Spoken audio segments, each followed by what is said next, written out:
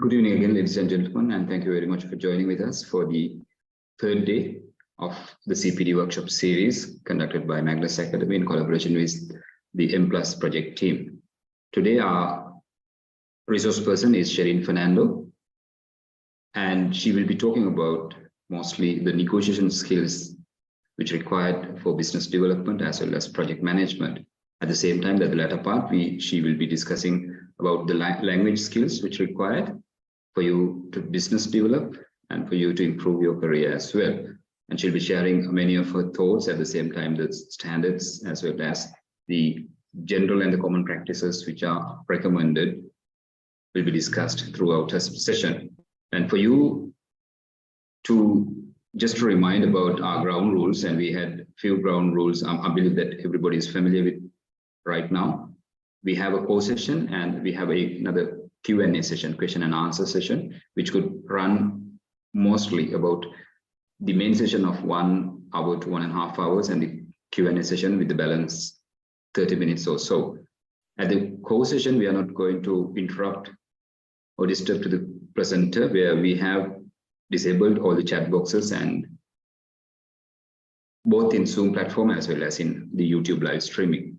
YouTube live streaming, if you cannot join with the Zoom platform at the same time, if you have any technical difficulties, you can refer and you can log into as well as you can join with the YouTube live streaming, where you have to subscribe the channel to access the chat boxes. Because why you need the chat box or the comments to be added? Because we simply share our Google form as the attendance sheet only as a Google form through this chat box, which is the Zoom platform, or in the live streaming of the YouTube only, where you have a window about 15 minutes to mark your attendance, which is compulsory if you wish to obtain a certificate.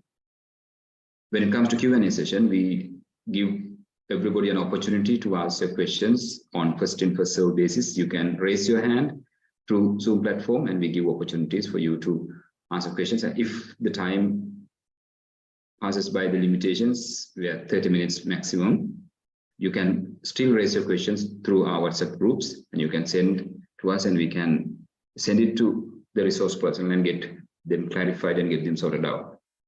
Suba Sandhyaවක් සියලු දිනාටම අද තුන්වෙනි දවස් අපගේ දේශනාවල සහ මේ කතා කරන වැඩමුළුවේ අද විශේෂ දේශනයක් අපි පැවැත්වන්නේ විශේෂයෙන්ම තරුණ වෘත්තිකයන්ට සහ විශේෂයෙන්ම ව්‍යවසායකයන්ට විශේෂයෙන්ම අවශ්‍ය වන negotiation skills. අපි business development අපේ ව්‍යාපාරික කටයුතු සහ තමන්ගේ වෘත්තීයමය කටයුතු වලදී අවශ්‍ය කරන negotiation skills සහ ඒදී ඉංග්‍රීසි භාෂාව භාවිතය සහ ඒ පිළිබඳ යම්කිසි අවබෝධයක් අපි කතා කරනවා. කියන අපිට මේ සෙෂන් එක ඇතුළතදී කොහොම දේවල් එකපාරට කරන්න බැරි වෙයි. නමුත් යම්කිසි අපි කියන eye open එකක් එහෙම නැත්නම් way forward එකක් path එකක් අපි පෙන්වන්න බලාපොරොත්තු වෙනවා. ඒ සඳහා ඉතාමත්ම සුදුසු පුද්ගලයෙක් තමයි අද සම්බන්ධ වෙන්නේ අපිත් සමග, ෂෙරින් ෆර්නැන්ඩෝ. නැවතත් අපේ ground rules කියන අපි මේ වැඩසටහන පවත්වාගෙන යන ආකාරය ගැන කෙටියෙන් මතක් කරොත් එහෙනම් අපි දන්නවා විශේෂයෙන්ම වැදගත් වෙන කාරණා දෙකක්. එකක් තමයි ඔබගේ Q&A session එක. ප්‍රශ්න ඇසීමට අවස්ථාව ලබා දෙන්නේ අපි ප්‍රධාන දේශනයේ අනතුරුව පමණයි. ඒ අතරතුර ඔබට ප්‍රශ්න තිබෙනවා නම් අපේ WhatsApp group හරහා ප්‍රශ්න ඉදිරිපත් කරලා තියන්න පුළුවන්. එහෙම නැත්නම් අපි chat box එක enable කරන්නේ ප්‍රධාන දේශනාව අවසන් වුණාට පස්සේ පමණයි. ඒත් එක්කම ඔබට පුළුවන් Zoom platform එක මම හිතනවා සියලු දෙනාම දන්නවා කියලා. මෙන්න මේ hand raise කියන option එක මම දැන් hand raise කරලා තියෙන්නේ. reactions කියන button එකේ තියෙන hand raise option එක. ඒ hand raise option එක පෙන්වන්නේ ඒතකොට කියන්නේ තමන් අත ඉස්සුවා කියන එක තමයි එතන තේරෙන්නේ. අපි ඒක අනුව පළමුව පැමිණෙන කෙනාට පළමු අවස්ථාව වන ආකාරයට අපි ප්‍රශ්න ඉදිරිපත් කිරීමට අවස්ථාව දෙනවා. ওই ප්‍රශ්න ඊටම කෙටියෙන් සරලව ඉදිරිපත් කරන්න. කලින් ඉදිරිපත් කර ප්‍රශ්නයක් නම් නැවත ඉදිරිපත් කරන්න එපා කියලා පිළිමක් කරනවා. ඒත් එකම attendance mark කිරීම අංක 2 ඊටම වැදගත්. ඔබ සකතික පත්‍රය බලාපොරොත්තු වෙනවා ඔබට 100%ක් අපි පළමු දේශනේ අපි යම්කිසි වෙනසක් බාධනය කරා. නමුත් අවම වශයෙන් ඔබට දේශන 6ක් අපි පවත්වනවා. ඉන් 6න් 5ක්වත් ඔබ සම්බන්ධ වෙලා තියෙනවා. ඒක සම්බන්ධව අපි බලන්නේ Google form එකක් fill කරන එකෙන් පමණයි. ඔබට අපි හුඟක් දුරට මේ දේශනේ අතරතුර හෝ දේශනේ අවසානයේ විනාඩි 15ක වෙනි කාල පරාසයක් ඇතුළත අපි Google form එක පෙන්눔 කරනවා. එකක් අපේ chat box එකේ මෙතන තියෙන Zoom platform එකේ. ඒත් එක්කම ඊට සමාන්තරව අපි YouTube live streaming එකක් කරනවා. ඒ live streaming එකෙත් අපි chat box එකට comments කියන category එකට අපි දානවා අපේ Google form එක. වැදගත් කාරණේ තමයි නැවතත් Google අපි YouTube එකේ ඔබ සම්බන්ධ වෙනවා නම් chat box එක access තියෙන ඔබ YouTube එක subscribe කරොත් පමණයි. මොන කාරණා මතක තබා ගන්න. ඒත් එක්කම අපි Q&A session එකේදී කාලය මදි වුණොත් ප්‍රශ්න ඉදිරිපත් කිරීමේදී කාලය මදි වුණොත් අපි ඔබට පුළුවන් ඔබේ ප්‍රශ්න ඉදිරිපත් කරන්න chat box එකේ දාලා තියන්න පුළුවන්. අපි ඒක පුළුවන් තරම් පිළිතුරු ලබා ගන්න බලනවා. එසේ බැරි වුණොත් අපි පිළිතුරු සම්ප්‍රදායකයා හරහා නැවත පසුව ලබාගෙන අපේ WhatsApp group එකෙන් අපි ප්‍රචාරණය කිරීමට බලාපොරොත්තු වෙනවා. බොහොම ස්තුතියි. අපි නැවතත් සියලු දෙනාටම ස්තුතිවන්ත වෙනවා අද සම්බන්ධ වීමත් එක්ක. ඒත් එකම අපි වැඩි වෙලාවක් ගන්න නැතුව අපි සම්ප්‍රදායකයට යොමු වෙමු. Today our presenter is Sherin Fernandez, as I mentioned earlier. She is one of the best qualified resource person we can find with the collaborative skills of negotiation, business management, at the same time a good language skill as a corporate personality. Sherin got her bachelor degree from Information Technology, University of Colombo, from School of Computing, and she got around more than 20 years of work experience in education, banking and community development sector. Currently, she is working for a non-government organization as a community coordinator and corporate partnership coordinator, in fact. And most importantly for me, which I love the most, is she's one of a active Toastmaster, and she's a member of Morato Toastmasters Club, and she was an area director for the District 82. On top of all, she is one of the most humble personality who always love to help the society. I think it's in line with her current career as well. I believe that Sherin would be one of the key resource person, and I request all of you to get the maximum out of this session. Sherin, shall you start the session, please? Yes, Nalin. Let me share my screen first. Yes. I hope my screen is visible to everyone. Yes, now it's being shared, and okay, yeah, it's all good. All right. Okay. So thank you, Nalin. Now, me and my friend wanted to go out for dinner. Me, being someone who loves food, wanted to try a new dish, an international diet. But my friend, who is away from home, boarded in Colombo, wanted something like a home-cooked meal because he'd been feeding himself with junk food. So he wanted something like a Sri Lankan dish. And then started our argument, where he wants something else and I want something different. Does that sound familiar to you? A simple matter of making dinner plans. What shall we have for dinner?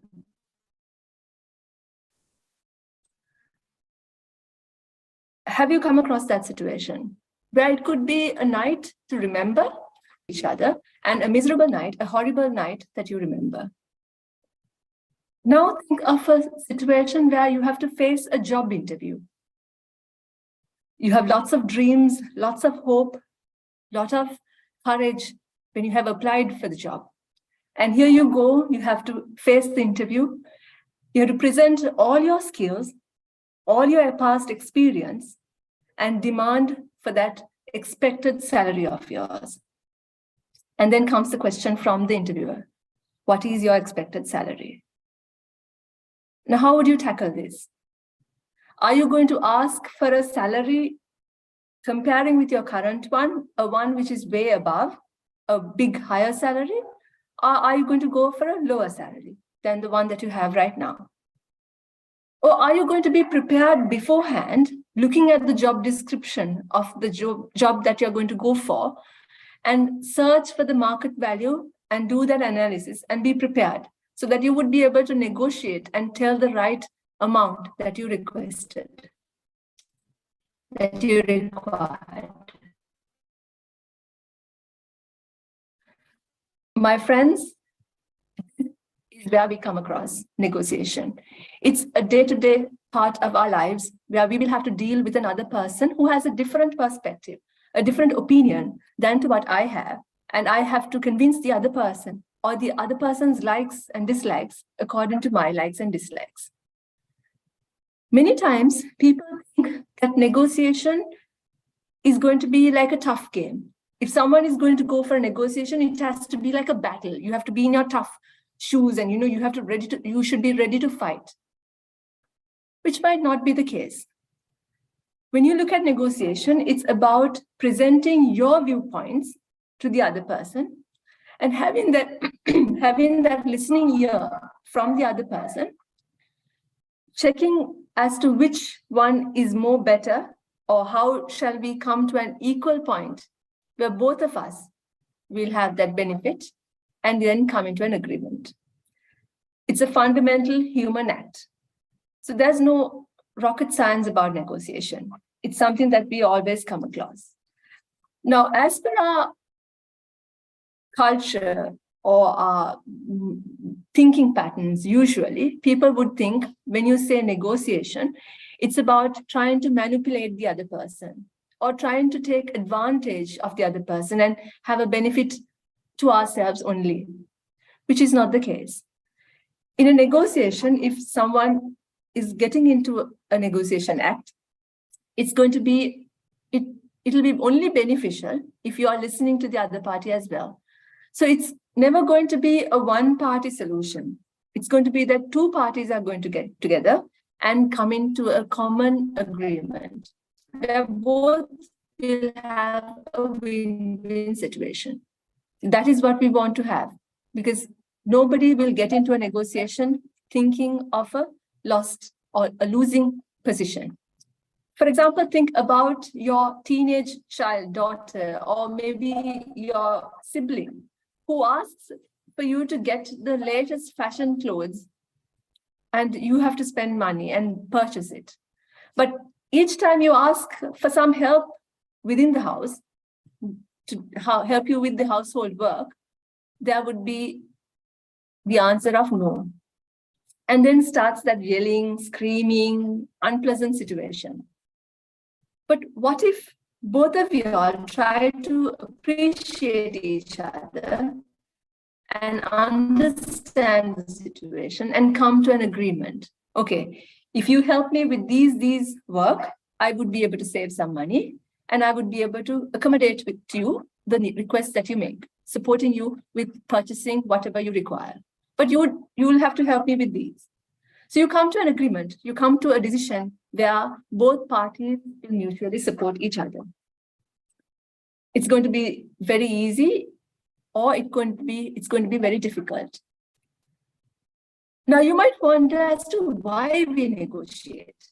Why do we have to go through all the trouble? Why can't we just deal with our opinion only? Why should I listen to the other person? Well, it all comes because it's going to give us a lot of time and respect and that peace of mind. Think of a husband and wife who is going to get into a divorce settlement.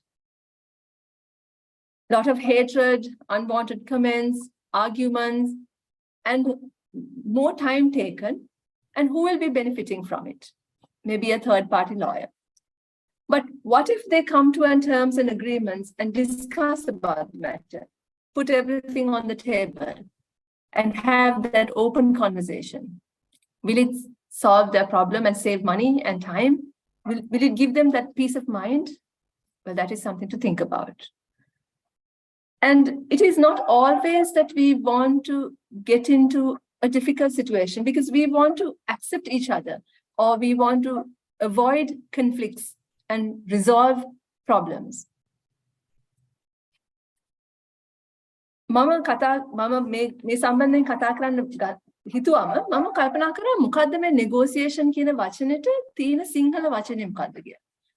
ඒකට මට ළඟම යන වචනයකට හම්බුනේ සාකච්ඡා.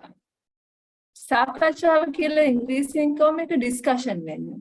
ඒතර මම මගේ යාළුවෙක්ගෙන් අහුවා මොකද්ද මේ වචනෙට හොඳම වචනේ කියලා. එතකොට එයා මට කිව්වා ආමන්ත්‍රණය කරනවා කියන්නේ අපි කතා කරනවා. එතන කුමන්ත්‍රණය කරන්නේ නරක සිතුවිල්ලකින්. අපි කාට හරි එරෙහිව කුමන්ත්‍රණය කරනවා.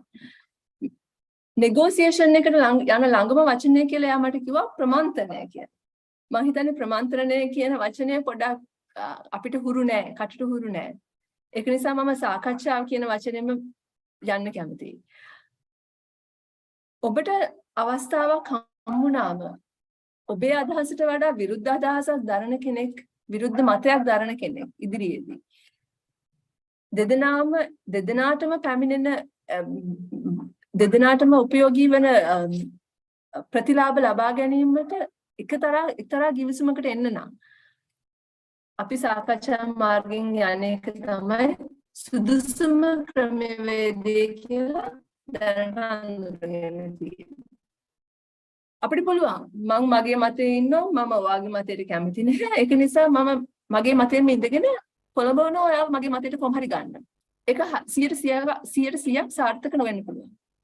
ඒක නිසා වැදගත්ම දේ තමයි අපි දෙදෙනාගේම මත ඉදිරිපත් කරලා මොකද්ද අපිට සම්මතයකට එන්න පුළුවන් නම් දෙදෙනාගේම මතවල එකතරා පොයින්ට් එකක් තියෙන අපිට එන්න පුළුවන් සම්මතයකට. ඒ සම්මතයේදී අපි කියනවා ඔව් ඒක තමයි පැහැදිලි අවස්ථාව අපි දෙදෙනාටම මේ බෙනිෆිට් එක ලබා ගන්න පුළුවන්. දැන් ඒකෙන් වෙන්නේ අපේ තියෙන අතර ඇති වෙන ගැටණයන් මර්ධනය කරගන්න අවස්ථාව හම්බ වෙනවා. we එකෙනාගේ අදහස් වලට ගරු කිරීමක් උත් වෙනවා. අපිට විවිධාකාර අදහස් හඳුනා ගන්න අවස්ථාව හම්බ වෙනවා. Now, in your day-to-day life, you'll come across a lot of negotiation points. But are you going to negotiate in each and every situation that you get? Or are you going to be selective on what you're going to do? So, of a time where you have to get home and it's 11 p.m. in the night, you're all by yourself and you don't see any vehicles around. And here comes a trishaw. And the trishaw man says, okay, if you want me to take you from Peta to Moratuwa, I'm going to charge you 1,500 today. Because I live in Battala, which is the opposite direction. And I will have to go around 25 kilometers the opposite way. And this is the deal that I can give you, 1,500. Now you think back. Usually it's 900 rupees. Imagine in that way. And all what you want to pay is 1,000 rupees. And you point out to the driver saying, okay, what you're offering is too much. It is not the right amount. So let's have a fair deal because you will gain some money and I will have a ride. So let's come into an agreement where we would be able to have a fair deal. And the trishaw man says, okay, I can give you the last option of 1,250. Either you take it or not. If you don't want it, I'm going to go away. Now, in a situation like this, what are the options that you have? One would be that you can say no to this trishaw so that it goes away, and you will have to wait for another vehicle, another cab or another vehicle that could help you to get to home. Or you can start walking if you want. But if you're waiting for another vehicle, how sure are you that you will be getting another vehicle? Is there any indication of another vehicles coming along? But if you agree to the amount of 1,200, what is the best thing that could happen? Within 30 minutes, you might be home and you would be able to have a peaceful night and start up the next day very fresh. Or you can have a miserable startup the following day, waiting and letting go of this trishaw. So in a situation like that, I personally feel that you shouldn't be negotiating. You will be taking up the option that has come across. Now, I had a personal experience where I usually pay my credit card in full every month. But this particular month, due to misreading or in a hurry, when I was paying the full payment, I have paid 2,000 rupees lesser than the amount that I should have paid. When I checked the bank statements, what I realized is that the bank has charged an interest over me because of that 2,000 rupees less that I have made of the payment that I've made. And that interest is almost closer to 1,000 rupees. I had two options. One option is that it was my fault for not paying it on time, not paying the right amount. So therefore, I could have just paid off the interest and kept quiet. The second option is that I could have spoken to the bank and showcased of my past history and made a request. What I did was the second option. I showed my credit report. I discussed with them. I told them that this is the very first time that it has happened. And over the past years, past months, I've not missed a single deadline or not got the chance of getting an interest onto the account because I've not paid the full amount. But if possible, if you can waive off this charge from me.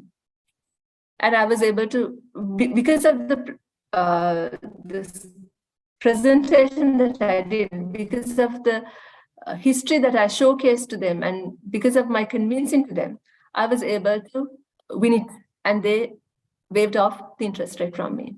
So I had the choice of selecting whether to negotiate or not.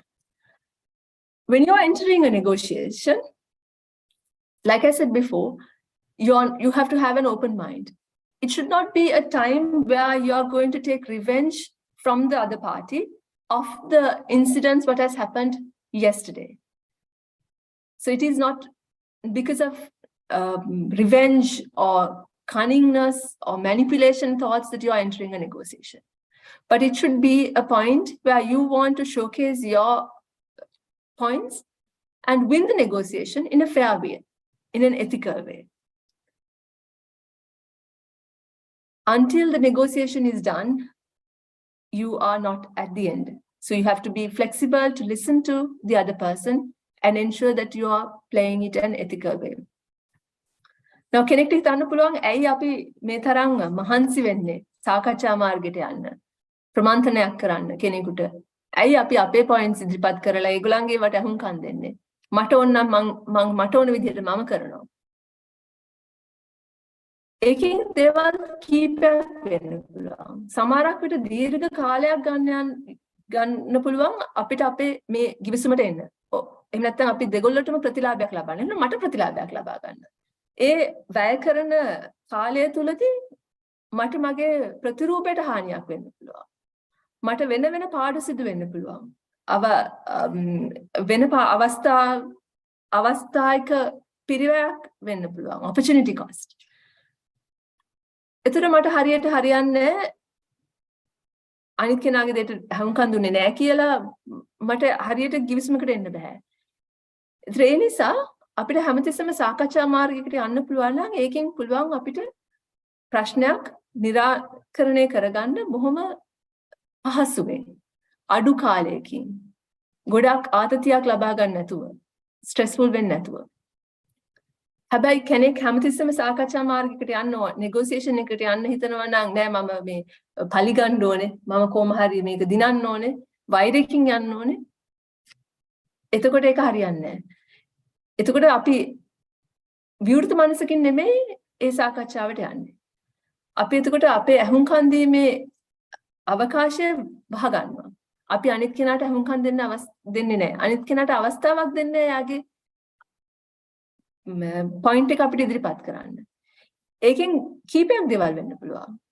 Business එකකදී එහෙම නැත්නම් ව්‍යාපාරයකදී අනිත් පුද්ගලයා හිතන්න පුළුවන් මෙයා හරි මුරණ්ඩු කෙනෙක්. මෙයාත් එක්ක වැඩ කරන්න බෑ. ඒක නිසා මම කොහොමත් මේක අතහැරලා දානවා. මම මේ givisumට එන්නේ නැහැ. එළඹෙන්නේ නැහැ. ඒක නිසා මට ව්‍යාපාරේ මට තියෙන අවස්ථාවක් නැති වෙන්න පුළුවන්. එයා මගේ කම්පිටිටර් කෙනෙක්ට යන්න පුළුවන්. එහෙම නැතුව මට ඕන නම් මගේ පොයින්ට් එක ඉදිරිපත් කරලා මට මේක සාකච්ඡා මාර්ගයෙන් විසඳ ගන්න ඒක තමයි හොඳම විසඳ ගැනීමේ ක්‍රමවේදය වෙන්නේ. Then imagine that you are entering in a negotiation. You discussed and you think of, okay, I am going to get into a negotiation and this is my plan. I have selected what I want to do and I want to get into a negotiation. Before you get into that room, before you attend that discussion forum or that negotiation meeting, there has to be a lot of pre-work that you want to do. First thing that you need to do is that you need to call up a strategy meeting. Now, for this strategy meeting, you need to invite all different stakeholders in your organization who would be able to give you a viewpoint about what you're going to discuss, about the negotiation. You have to look at it in all angles, different opinions. What will happen if I do this, if we say this, or if we not accept this opinion? What is that they are going to bring in? It is very important for us to understand what the other party is. Who is the other party? What is it that they are looking for? What is our unique selling proposition where they would really require us, and how are we going to match of what they're saying? How it has to be is that you have to understand what the other party really needs. So according to thinking of how you're going to present your one, you would also think as to what the other party is looking for, so that you would be able to frame your unique selling proposition according to the requirement of the other party. Who is the other party? Is it a decision maker that's going to come? Or is it someone who is just going to take the information from you and take it to another level where the other person will be making the decision? So then there's going to be a bit of a gap at that point. How much of points are you going to give in at the discussion forum? What is your best alternative to the negotiation agreement? What is the worst one? What can happen if you don't win this negotiation? What will go wrong? What are your next options?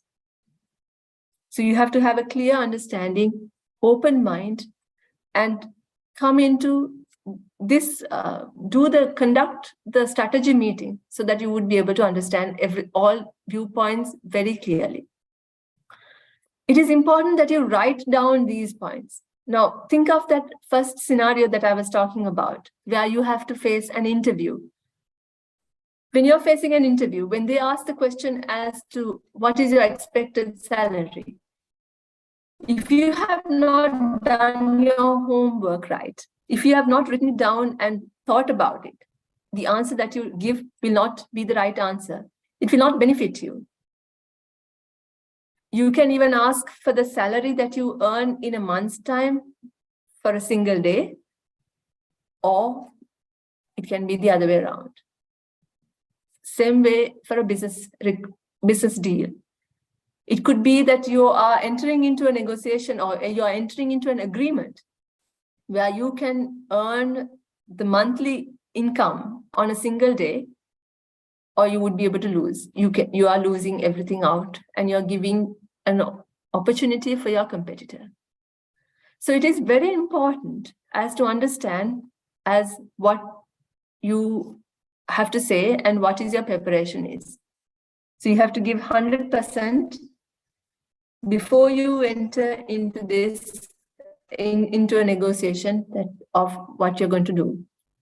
ඔබ තීරණය කරාට පස්සේ හරි මම සාකච්ඡා මාර්ගයකට යනවා මම මේක තවදුරටත් මගේ අදහස් එකතු දාලා මේ givisuma තවදුරටත් ශක්තිමත් කරන්න මම මගේ අදහස් ඉදිරිපත් කරනවා මේකට එහෙනම් සාකච්ඡා මාර්ගයට යනවා නම් ඊට කලින් මම මේ සම්බන්ධයෙන් ලෑස්ති වෙන්න ඕනේ කිසිම ලෑස්තියක් නැතුව එකපාරටම මම ගිහිලා සාකච්ඡාවට වාඩි වුණොත් එහෙම අනිත් පාර්ශවයේ ඉදිරිපත් කරන තොරතුරු දත්තයන් එක මට මගේ තර්කයන් ඉදිරිපත් කරන්න බැරි වෙනවා.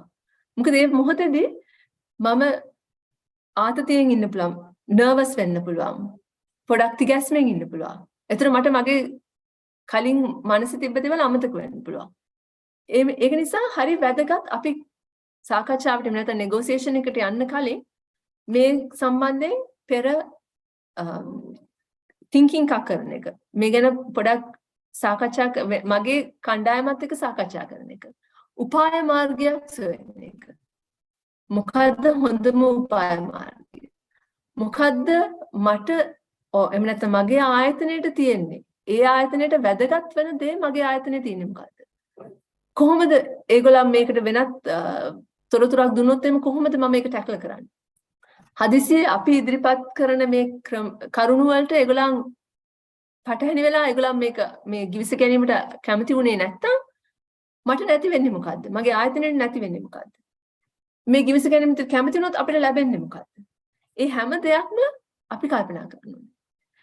එතන මේ උපාය මාර්ග සාකච්ඡාව මම මගේ මේ ටීම් එකත් එක්ක නැත්නම් මගේ කණ්ඩායමත් එක්ක මෙහෙයනකොට මගේ කණ්ඩායමේ ඉන්න හැමෝටම පුළුවන් ඒකට අවශ්‍ය කරන උපදෙස් අවශ්‍ය කරන කරුණු දෙන්න. ඒ කරුණු හොඳ කරුණු හොයාගන්න ඕනේ. අපිට මේ සාකච්ඡාව හොඳ පැහැදිලිව ගෙනියන්න දෙපාර්ශ්වයටම දිනීමට බෙනිෆිට් එකක් හම්බෙන සාකච්ඡාවක් කරගන්න අපි මේ කරුණු එකහො කරගන්න ඕනේ. කවුද මේ පැත්තෙන් එන්නේ? තීරණයක් ගන්න පුළුවන් කෙනෙක් දෙන්නේ. නැත්තම් මෙහා මේ එහා පැත්තෙන් එන එක්කෙනා අපි කියන විස්තර අහගෙන ගිහලා වෙන කෙනෙක්ට කියන එක්කෙනෙක්ද? ඒතර තීරණය ගන්න වෙන කෙනෙක්ද? ඒතර එතන පොඩි කාලයක් වැය වෙනවා. ඒ කාලය ඇතුළත ඒගොල්ලන් වෙනත් කරුණු අපිට ගෙනත් දෙයි. එහෙනම් මම මොනවාද ඉදිරිපත් කළ යුතු කරුණු? මේ සාකච්ඡාවේදී ඉදිරිපත් කළ යුතු කරුණු මොනවාද? කොච්චරක් දුරකටද? ඒගොල්ලන්ට අපේ ආයතනයේ ඉදිරිපත් කරන සේවය හා භාණ්ඩය අවශ්‍ය ඇයි? කොයි විදියටද අවශ්‍ය වෙන්නේ? ඒ සියලුම කරුණු අපි කල්පනා කර යුතුයි. On the negotiation day, when you are entering, you have to be relaxed. Because if it's a very big business deal, I'm sure that everybody is going to be nervous and tensed. So something that you have to keep in mind is that you have to be on time, respect each other, ethical, be ready to listen, and that you have to manage your emotions. Now, the person on the other side might be a hard-headed person who might not be playing the game ethically as you are. Maybe he is coming out with manipulative thoughts or to take revenge. Are you alert enough to understand it? Do you have patience when they are presenting their opinion? Do you have patience to listen to it? Are you alert enough to understand whatever they say and have empathy towards whatever they say? So something that you have to really practice is the listening skill and having that control of your emotion. අපි සාකච්ඡාවකට යන්න ලෑස්ති වෙලා දැන් උපාය මාර්ග සියල්ලම සකස් කරගෙන අපේ දත්තයන් එකතු කරගෙන අපි සාකච්ඡාවට ඉදිරිපත් වෙන දවසේ එදාට අපි වෙලාවට ගිහිල්ලා බොහොම සැහැල්ලු මනසකින් කියන්නේ දැන් හැමෝම ආතතියෙන් පිරෙයි මේක මේ ව්‍යාපාරයට වැදගත් ලොකු ඩීල් එකක් ලොකු ගිවිස ගැනීමක් නම් එහෙනම් අපි හැමෝම ආතතියෙන් පිරෙයි. හැබැයි අපි ඒක පිට කරන්නේ නැතුව ඒක කන්ට්‍රෝල් කරගෙන අපිට පුළුවන් නම් සාමදානයෙන් මේ ගිවිසුමට මේ කරුණ ඉදිරිපත් කරන්න අනිත් කෙනාට අහුම්කම් දෙන්න. එතනදී තමයි අපිට පුළුවන් වෙන්නේ අර දෙපාර්ශ්වයේම දිනීමේ හැකියාව. win-win situation එක. හදිසි මම කැමති නැත්නම් අනිත් පාර්ශවයේ කරුණු ඉදිරිපත් කිරීමට එකඟ නැත්නම් ඒ වෙලාවට මට පුළුවන් ද මගේ හැඟීම් පාලනය කරගන්න. තරහ යන ගිහිල්ලා මම බඩු පොළොව ගහලා කෑ ගහලා කරොත් මෙතන ගිවිසුම එතනින්ම අවලංගු වෙනවා. එතනින්ම වැඩේ හරියන්නේ නැහැ. එහෙම නැතුව ඒ පාර්ශවයෙන් ඉදිරිපත් කරන කලු පැහැදිලිව අහන් ඉඳලා මගේ කරුණු ඉදිරිපත් කරලා කොහොමද දෙගොල්ලන්ටම දෙගොල්ලන්ටම බෙනිෆිට් එකක් වෙන විදිහට අපිට පුළුවන් ද මේ ගිවිසුමකට එළඹෙන්න. So that right mindset is very important. Now, when you're inside the negotiation room, it is quite important that you ask the right question. If you don't ask, you will not receive the answers. So in order to ask the right questions, your preparation would be very important. Your alertness and your listening skills will be very important. It's not just what they talk about, it's also how they behave, their non-verbal communications, their body language, the attitude that they show towards the discussion will also play an important part. So your preparation plays a major role when it comes to the action that you do inside your negotiation room. Like I said before, it could be a point that you have never thought of that comes into play when you're inside the negotiation room. The other party gives out a data or a fact which you were not prepared for. But at that time, if you're able to control your emotions, think on your feet and be alert and listen carefully and ask the right questions, you would be able to tackle it carefully. You would be able to tackle it very well. So therefore, being in the right mindset at the negotiation room is quite important. හිතන්න ඔබ දැන් සාකච්ඡාවට ලෑස්ති වෙලා ඔන්න දැන් ඒ කාමරය ඇතුලේ ඉන්නවා. ඒතර දැන් යහපැත්තේ ඉන්න කෙනා ඔබට දෙන කරුණු කලින් කල්පනා කරපු නැති කරුණක් නා. කොහොමද මම ඒකට උත්තර දෙන්නේ? කොහොමද මම මේක හැන්ඩල් කරන්නේ? අහන්නේ නැතුව අපිට කවදාකවත් උත්තරයක් හම්බෙන්නේ නැහැ. අහන්න ඕනේ. ඒ කියන්නේ කෙනෙක්ට අනිත් පැත්තේ ඉන්න කෙනාට මගේ මනස කියවන්න බෑනේ, මගේ හිත කියවන්න බෑනේ.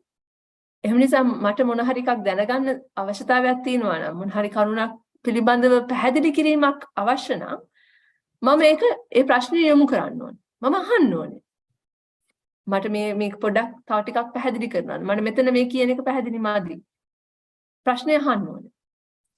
ඒ වගේම තමයි මම ලෑස්ති වෙලා හිටියේ නැත්තම් ඒ ඉදිරිපත් කරන කරුණ වලට මගේ පැත්තෙන් කරුණ ඉදිරිපත් කරන්න.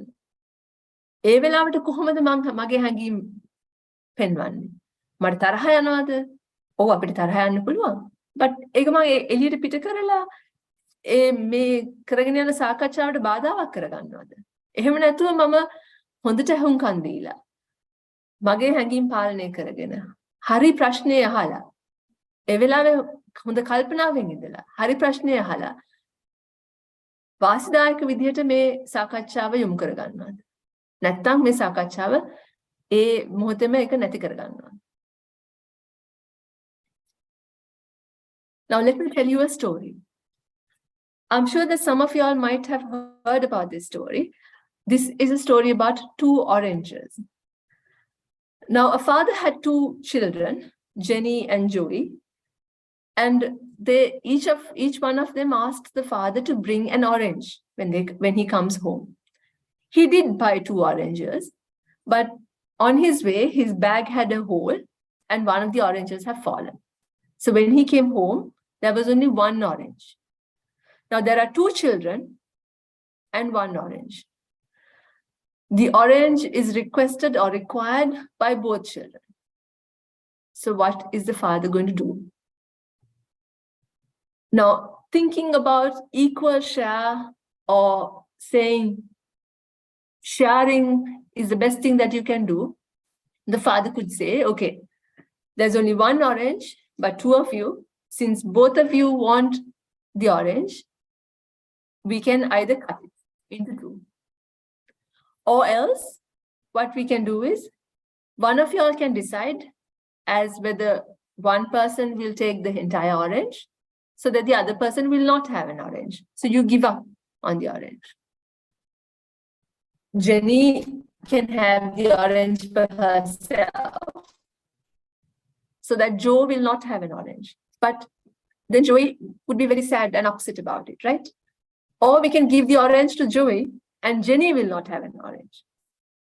And she will be upset. Or we can cut it into two. How are you going to handle it? How is the father going to handle it?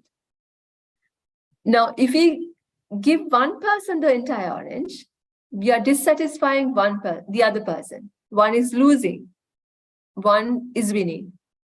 But if you cut it into two, both of them are going to be satisfied halfly because they have not got the full orange. What they required was the full orange, but they've been satisfied only half. Now let's look at this. What are the questions that we're going to ask? Is we are going to check what their desires are. One second, let me share my screen again. I hope you can see my screen now. Yeah, Shireen, yeah. Yes, okay. What was Jenny's desire? Jenny's desire was to have an orange. Joey's desire was also to have an orange.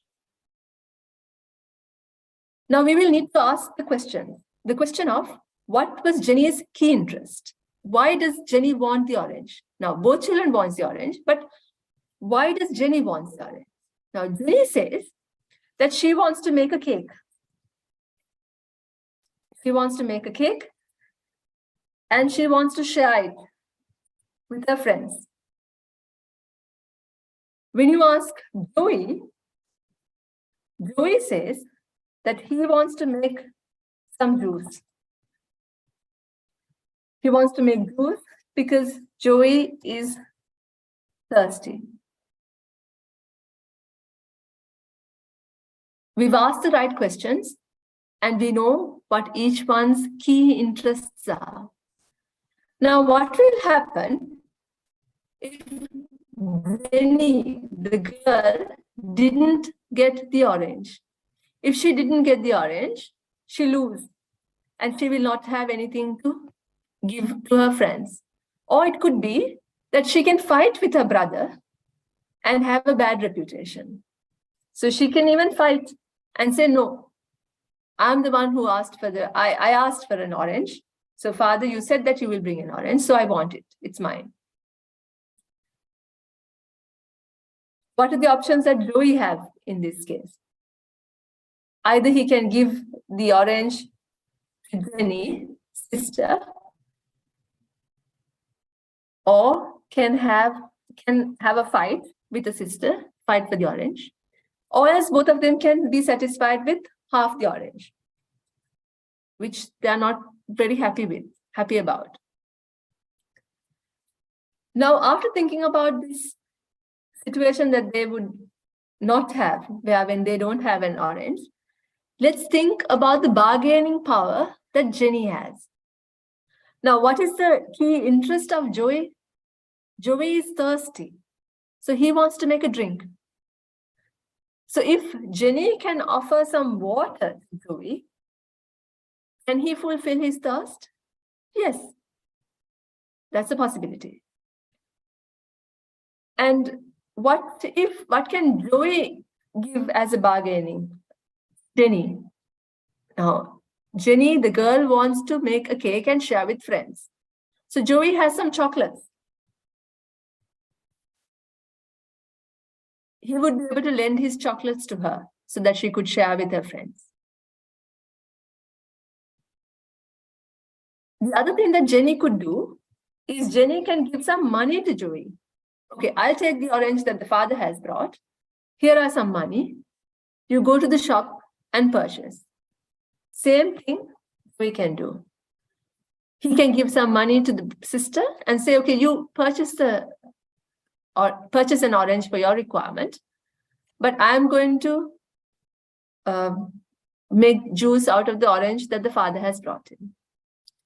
In this both situations, what has happened is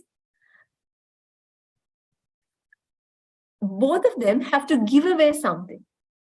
Jenny has to give a glass of water, where Joey has to give the chocolates that he has, or they have to exchange money.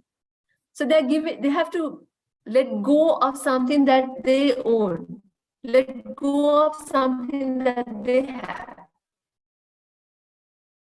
which is also a choice, an option that they could do. But what if we really think about what their key interest is? Jenny wants to make a cake. So to make a cake, what is it that Jenny wants? Jenny wants that outer shell, or the out of the orange, not the inner part of the orange, the outer part of the orange, the skin part. What does Joey want? Joey wants the pulp to make the juice, because the peel is not important for Joey. He's going to make the juice with the inner part of the orange. So now we've understood there's one orange but both children wants two different parts of the orange.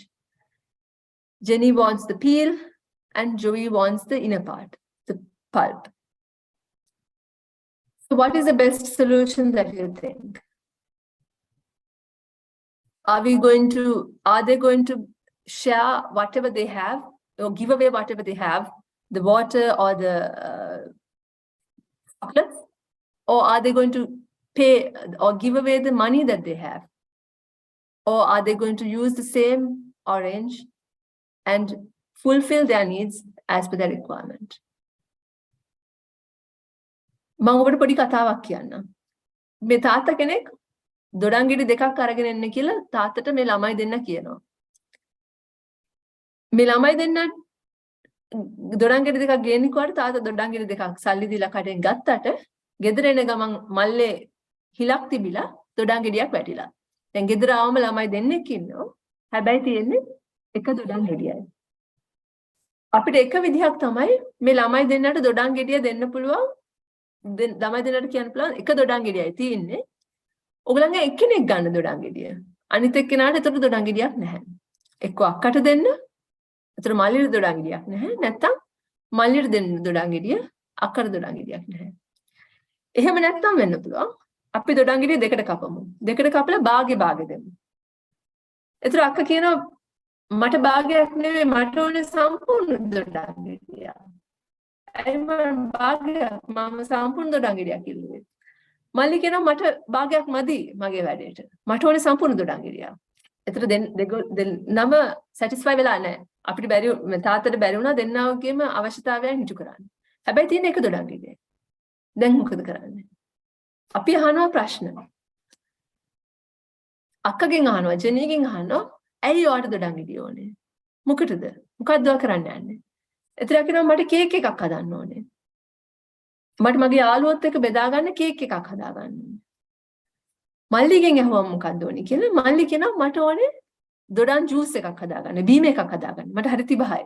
ඒ තිබහ නිසා මම බීම එකක් හදා ගන්න ඕනේ. දැන් අපි කල්පනා කරොත් මේ දෙදෙනාටම දොඩම් ගෙඩිය දැන් එක දොඩම් ගෙඩියයි තියෙන්නේ. හදිස්සියේ අක්කට දොඩම් ගෙඩිය හම්බුණොත් මල්ලිට පුළුවන් අක්කත් එක්ක පරාජය බාර අරගෙන පැත්තකට වෙලා ඉන්න වෙන විදිහකට යාගේ තිබහනිම කරගන්න. එහෙම නැත්නම් අක්කත් එක්ක රණ්ඩු වෙලා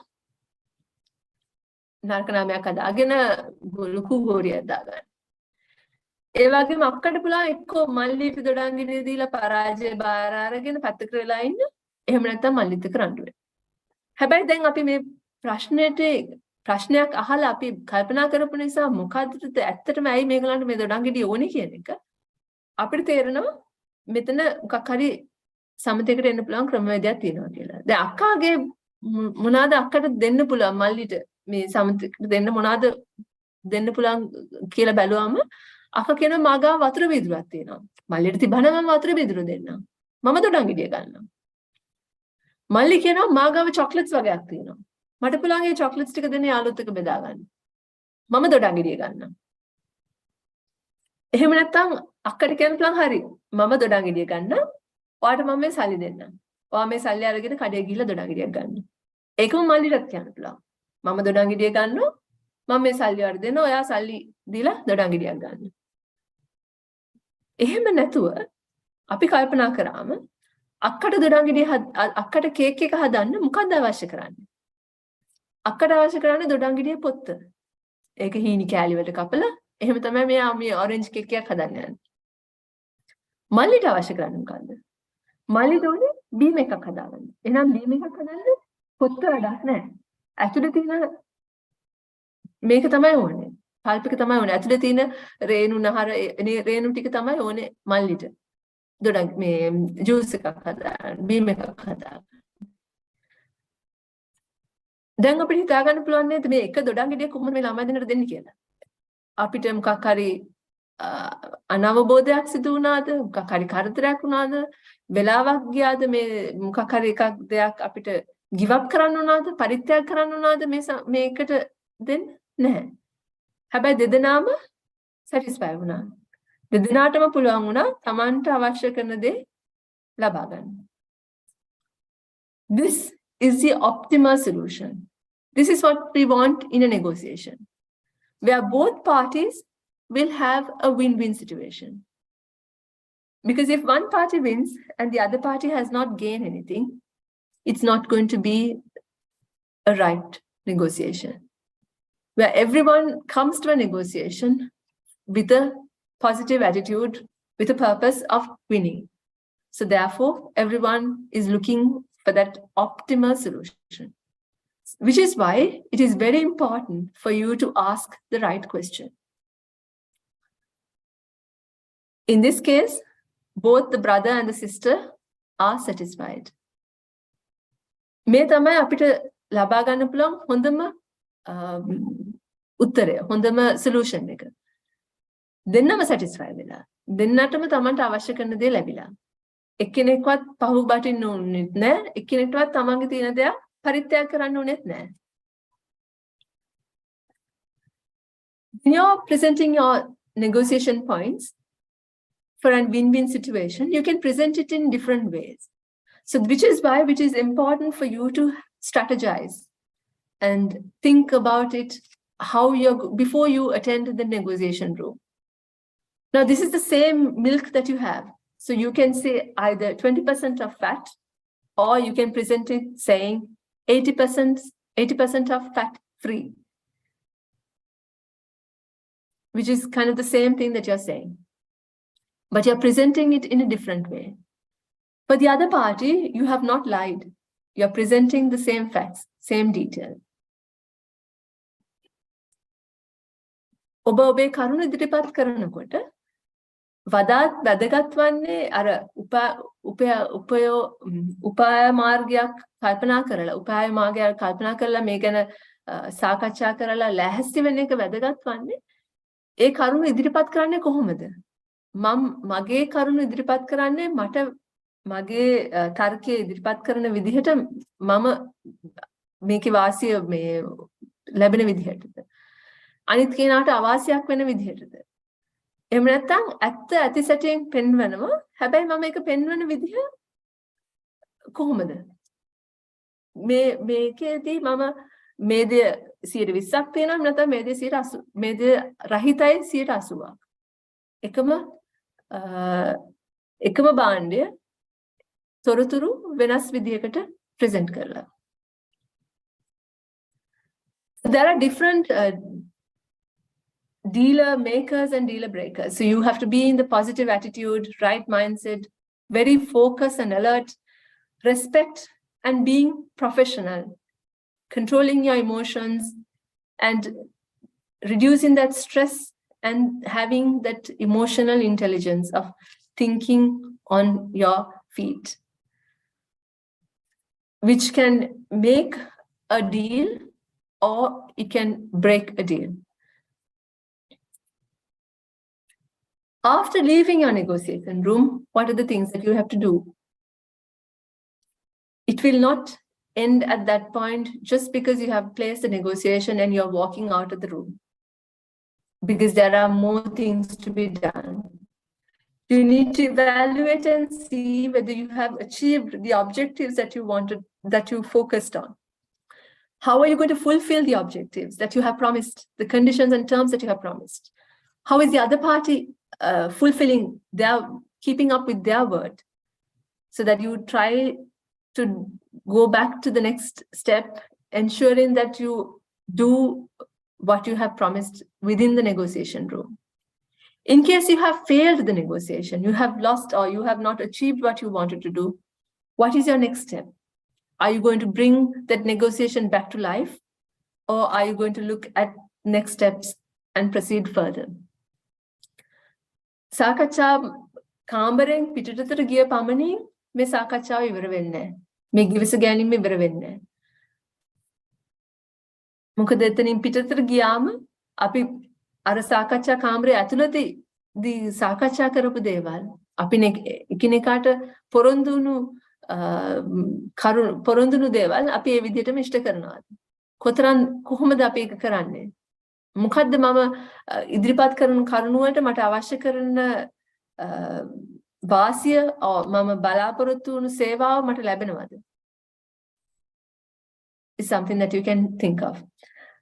There's another example that I can tell you is that think of a customer who has paid late for you. And then he comes back and tells you, look here, your service is not good. You need to improve on your customer service. One thing that you can do is that you can tell the customer, okay, you have paid me late, and now you're coming and telling me that my service is not good. Well, I'm sorry about that. Or you can get into that negotiation and tell the customer, okay, why do you say that? Well, if you paid on time, we could have adjusted these on things, because everything requires some funding allocation. Because you paid late, we couldn't fulfill these. So we can come to an agreement. Or if you stay stubborn and not listen to the customer and push him away, or not go into that discussion forum, you might lose the next big deal that you could have got from that customer, and he would move into a different competitor. එනිසා සාරාංශයක් වශයෙන් මම කියන්න කැමතියි දැන් හිතන්න කෙනෙක් ඔබට ඇවිල්ලා කියනවා කෙනෙක් මේ give යුතු ගාස්තු ප්‍රොඩක්ට් ප්‍රමාද වෙලා ගෙවලා කියනවා මේ ඔයගොල්ලන්ගේ සේවාව එච්චර හරි නෑනේ ඔයිට වඩා හොඳ සේවාවක් මම බලාපොරොත්තු වෙනවා කියලා. ඒතර ඔබ කට ගහලා කිව්වොත් එහෙම මේ පරක් වෙලා ගෙවලා දැන් සේවාව හරි නෑ කියනවා. ගන්න නම් ගන්න නැත්තම් නිකන් ඉන්න. එහෙම කියන්නේ නැතුව ඇයි ඔබ කියන්නේ එහෙම සේවාව හරි නෑ කියලා. මොකද්ද දැක්ක අඩුපාඩුව? හරි. ඒ අඩුපාඩුව වුණේ ඔබ වෙලාවට පේමන්ට් එක කරපු නැති නිසා. ඔබේ ගෙවීම් පරක්කු වෙච්ච නිසා අපිට මේ දේවල් කරන්න බැරි වුණා වෙලාවට. ඔබේ ගෙවීම් පරක්කු වෙච්ච නිසා. ඒ නිසා අපිට බැරි වුණා මම පිළිගන්නවා. මේ දේවල් කරන්න බැරි වුණා මොකද ඔබේ අතිනුත් වරදක් තියෙනවා. ගෙවීම් පරාද වෙච්ච නිසා. හැබැයි ඊළඟ සැරේ මේක හොඳට කරන්න අපි මේ විදිහට සම්මුතියකට යමු. ගිවිසුමකට යමු. ඔබ මුරණ්ඩු වෙලා එහෙම එක ඔහු තල්ලු කළා දාලා නෑ. ගෙවීම් පරක්කුක් කළා තවත් මෙහෙම කතා කරනවා. එහෙම කරොත් එහෙම සමහරක් විට මේ පාරිභෝගිකයා වෙන්න පුළුවන් ඔබට ඊළඟ ලොකු ඩීල් එක බිස්නස් එක ඉම්ප්‍රූව් කරන්න ගෙන කෙනා වෙන්න පුළුවන්. එයා වෙන කම්පිටිටර් කෙනෙක්ට යන්න පුළුවන්. ඉතින් ඒක නිසා හැම මොහොතකදීම කල්පනාකාරී වෙන්න මොකද්ද මේ අවස්ථාව? මම සාකච්ඡා කළ යුතුද? මෙතන සාකච්ඡා කරොත් එහෙම මට මගේ ව්‍යාපාරය වැඩි දියුණු කරගන්න, මගේ කැරියර් එක වැඩි දියුණු කරගන්න අවස්ථාවක් තියෙනවද? එහෙම නැත්නම් මගේ personal life එක වැඩි දියුණු කරගන්න අවස්ථාවක් තියෙනවා. It will always be a life changing experience, as it has been said by the experts. So you have to be prepared, ask the right questions, listen more, and talk less. You have to present your facts and figures, but you have to be alert and listen more, and manage your emotions, and also be confident. A confident speaker or a confident negotiator will enable you to have that optimum solution and have that win-win situation. I'll move into the next section of mine. Language skills. Now, what is language? Bhashave anukumat. Why do we need language? A language is used when we want to communicate, when we want to build up a conversation or tell our thoughts to the other party. Now, it could be a verbal language or a non-verbal language. Now, in the business world or in the world of developing your career, language plays a very important role. It's not just any language, but a proper, effective communication will make very productive meetings and make your life very easy. Now, in the modern day and society, there are different types of languages, like communication ways. It can be the verbal communication or non-verbal, visual, like the presentations that you would do, or it could be a written magazines or emails or letters that you present. Now, each time that you want to do this, how is it going to be helpful? What is the skill that you're going to use? If you are a verbal, if you are at a meeting and you have to be a verbal communicator, you've been confident of your communication method, or being able to voice out, having the right audio pace will help the listener or the audience to give that attentive listening to you. If it's non-verbal communication, your body language that you present, how do you give that attention to the audience, will also play a part. Now, visual communication, there are lots of technologies that is being used. You can use them in order to communicate the thoughts that you want to give away. Written communication or writing, where you will have to have everything typed up or written out with a proper, clear grammar or spellings, so that you would be able to communicate the facts that you want to say. When you're doing this, what is the appropriate method of doing it? අපිට ඇයි භාෂාවක් ඕන වෙන්නේ? අපිට භාෂාවක් ඕන වෙන්නේ එකිනෙකා සමග සංනිවේදනය කරන්න. මේ සංනිවේදනය වෙන්න පුළුවන් අපිට කතනයෙන් සංනිවේදනය කරන්න පුළුවන්. එහෙම නැත්නම් අපි හැසිරෙන විදිහෙන් ඒ අවස්ථාවේ අපේ ඉරියව් වලින් සංනිවේදනයක් වෙන්න පුළුවන්. එහෙම නැත්නම් අපි මොකක් හරි visual presentation එකක්, එහෙම නැත්නම් අපි පෙන්වුම් කරන name boards, මොන හරි objects ඒ අනුව වෙන්න පුළුවන්. එහෙම නැත්නම් මේක ලිඛිත සංනිවේදනයක් වෙන්න පුළුවන්. ලියුමක් ලියලා හරි ඊමේල් එකක් මාර්ගයෙන්, එහෙම නැත්නම් මැගසින් එකක් present කරලා. මේ හැම අවස්ථාවකදීම අපි කරන්නේ අපේ තියෙන අදහස් ප්‍රකාශ කරන්න යන එක. එහෙම අදහස් ප්‍රකාශ කරනකොට මොන වගේ දේවල්ද අපි කල්පනා කළ යුත්තේ? කවුද මේ අපේ කතාව හුම්කන් දෙන්න පිරිස කවුද? මොන වගේ දෙයක්ද මම උන්ට කතා කරන්න යන්නේ? මම භාෂාව පාවිච්චි කරනකොට මට ඕනේද ඒගොල්ලන්ගේ මනසේ මේ චිත්‍ර රූපයක් මැවෙන්න? මම මේ කියන දේ ගැන චිත්‍ර රූපයක් මැවෙන්න ඕනද? මම කතා කරන භාෂාවෙන් කෙනෙකුට හිංසනයක් වෙනවද? මම ආගමක් හරි නිග්‍රහයක් කරන්න, කාට හරි ජාතියක නිග්‍රහයක් කරන්න එහෙම පාවිච්චි කරනවද? එහෙම නැත්නම් කව හරි ආබාධයක් තියෙන කෙනෙක්ට හැල්ලුවට ලක් කරන්න කතා කරනවද? මම කතා කරන්න පාවිච්චි කරන භාෂාව මම කොහොමද ඒක දන්නේ? මට ඒක හොඳින් කතා කරන්න පුළුවන්ද? මං කතා කරන කියන දේ අනිත් අයට තේරෙන්න කතා කරන්න පුළුවන්ද? මගේ සංනිවේදන ක්‍රමය කොහොමද? When you have to speak or communicate to an audience, you need to think as to what is appropriate for that audience. What is the context that is going to be? What am I going to talk about? Am I going to draw an image in their minds so that they would be able to visualize whatever I'm saying, so that they would be able to understand the facts that I'm going to say? Or am I going to insult another religion, another person in the audience, or a person with disabilities? Am I going to insult someone? What are the right words to be used when I'm doing my session? How familiar am I with the language that I'm using? Because if I'm not familiar with the language I'm using, I will not be able to communicate it properly. The message that I want to give will not come out properly, so that the audience will not be able to understand the information that I'm trying to give, which is not going to be helpful for that effective communication.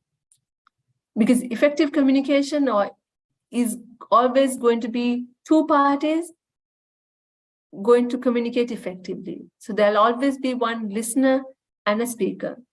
The way I speak will affect the way you listen. The way you listen will also affect the way I speak. මම ඔබට කතා කරන විදිහෙන්, මම ඔබට සංනිවේදනය කරන විදිහෙන් ඔබ මට අහුම්කම් දෙන විදිහ වෙනස් වෙන්න පුළුවන්. ඒ වගේම තමයි ඔබ මට අහුම්කම් දෙන විදිහෙන් මම ඔබට sannivedanaya කරන විදිහ වෙනස් වෙන්න පුළුවන්. කෙනෙක් මගේ දිහා මම කතා කරනකොට මගේ දිහා බලන්නේ නැතුව උඩින් බල නැත්නම් ෆෝන් එක දිහා බලගෙන මට attention දෙන්නේ නැතුව ඉන්නකොට මට එතකොට හිතෙන්න පුළුවන් ඇයි මම මේක කරන්නේ? මොකක්ද අවශ්‍යතාවය? මම කියන දේ ඇයට වැදගත් නැද්ද? එහෙම නැත්නම් මට අවධානයක් යොමු කරනවා නම් එතන මම තව උනන්දුවෙන් අවධානය උනන්දුවෙන් මගේ කතනය හරි සංවේදනය හරි දෙන්න පුළුවන්. So all these things really matter when it comes to the business world. Imagine that you are in the negotiation room and when the other party is presenting their points, if you're not giving attention, if you're not giving that right listening ear, will the other party give that, will it be effective negotiation? Or if you're not going to use that right language when you're communicating or when you're presenting your facts, if it's going to be offensive to the other party, well, there will not be a point of negotiating because it'll stop you getting into that agreement. So in the business world, it is very important as to what and how you want to do. Now, in case if you want to show that you're active listening, as we discussed earlier, body language is something that you can look at the person, nod, have open palms rather than having your hands folded, acknowledging that you're listening and encouraging the other person to speak to you. And also it could be that you can restate what they're saying. So you could be like, so what you feel is that. So what you mean is that. Now, as for what you said, what I understand is what I believe is. Or you could even say like, if I understand right, what you're trying to say is, so you're trying to clarify. You're reinstating what the other person is saying. You repeat what the other person is saying so that you would be able to clarify it to yourself. And if there's anything different, you would be able to correct it. There'll be a correction point. So it is very important. Now, in the business world, there could be different ways that we can use. English being an international language where it is not my mother tongue. It is a new language for all of us, for me, and there's so much that I have to learn. But when I was researching through about this, I came across that there are different ways that you can say it. Now, when you are talking to a customer, you can say, okay, I got what you said. Or when you're writing an email, you can say, I got your letter by post. Rather than saying it, if you try to replace the word got as I received your letter by post, rather than saying, I read what you say, or what is it that you require? Let's talk about this, or let's discuss about this. I'll get in touch with you, or I'll be in contact with you. Or this one where it says, tell me why you think what you want. Or if you, rather than saying, tell me why, if you ask saying, explain to me, could you please explain further about what is required? Or can you tell more what you mean by it? Or can you elaborate on what you want to say? Rather than saying, let's fix the problem, shall we solve this together? Without saying, oh, there seems to be some problem. What if we say there seems to be some complication? And also when you're speaking, if you try to use a lot of filler words like ahs, ers, and ums, it can also disturb the listening ear of the audience. ඉංග්‍රීසි භාෂාව මගේ මව භාෂාව නෙමෙයි.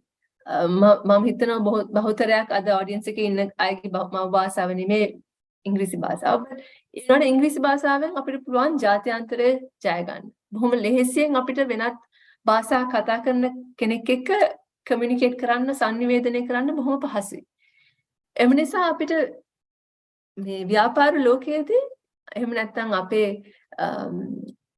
දියුණුව කරා යනකොට අපේ පර්සනල් කැරියර් growth එකට යනකොට ඉංග්‍රීසි භාෂාව අපිට බොහෝ සෙයින් උදව් වෙනවා. ව්‍යාපාර ලෝකයේදී අපිට දේවල් බොහොම සාමාන්‍ය වචන වලින් පාවිච්චි කරනවට වඩා අපිට පුළුවන් නම් පොඩක් ගැඹුරු අර්ථයක් දෙන්න. එහෙම නැත්නම් පොඩක් වෙනස් වචනයක් පාවිච්චි කරන්න. ව්‍යාපාර ලෝකයේ පොදුවේ පාවිච්චි කරන වචන කීපයක් පාවිච්චි කරමින් අපේ අදහස් ප්‍රකාශ කරන්න මම හිතනවා එතකොට ඒක පහසු වෙනවා අනිත් පාර්ශවයටත් අපි ගැන පොඩි කොන්ෆිඩන්ට් එකක් එනවා. අපි පාවිච්චි කරන වචන අනුව. ඉතින් ඒක නිසා මම ඔබට ආරාධනා කරනවා අනිත් සැරේ ඔබ මොකක් හරි ඊමේල් එකක් ලියනකොට හරි කෙනෙක්ට කතා කරනකොට හරි මේ බිස්නස් ෆෝරම් එකකදී ව්‍යාපාර සාකච්ඡාවකදී මේ වගේ වචන වලට යන්න. හැබැයි මතක තියාගන්න ඔබ ඒකේ තේරුමක් හරියට දන්නේ නැත්නම් ඒක නිසි තැනට යොදන්නේ කොහොමද කියලා දන්නේ නැත්නම් එතකොට ඒකේ අපිට අවශ්‍ය කරන වටිනාකම දෙන්න බැරි වෙනවා. අවශ්‍ය කරන අරමුණ සපයා ගන්න බැරි වෙනවා. ඒක නිසා හරි වැදගත් අපි අපේ වචන වාග්මාලාව වැඩි කරගන්න එක. පුළුවන් තරම් ට්‍රේනින්ග්ස් කරන්න එක. මේ crossword puzzles නැත්නම් word games වලින් අපිට පුළුවන් අලුත් වචන ඉගෙන ගන්න. business news බලන්න. පොතපත කියවන්න. පුහුණුවේ යෙදෙන්න. ඔබට පුළුවන් හැම වාරයකදීම safe environment එකකදී ඔබේ යහළුවන් සමග පවුලේ අයත් සමග safe environment එකදී practice කරලා බලන්න මේ වචන පාවිච්චි කරන්න කොහොමද. negotiation එකකට යන්න කලින් ඔබට පුළුවන් ඒකට පෙර පුහුණුවක් කරන්න ආයතනය තුලදී. ආයතනයේ කණ්ඩායමත් එක්ක.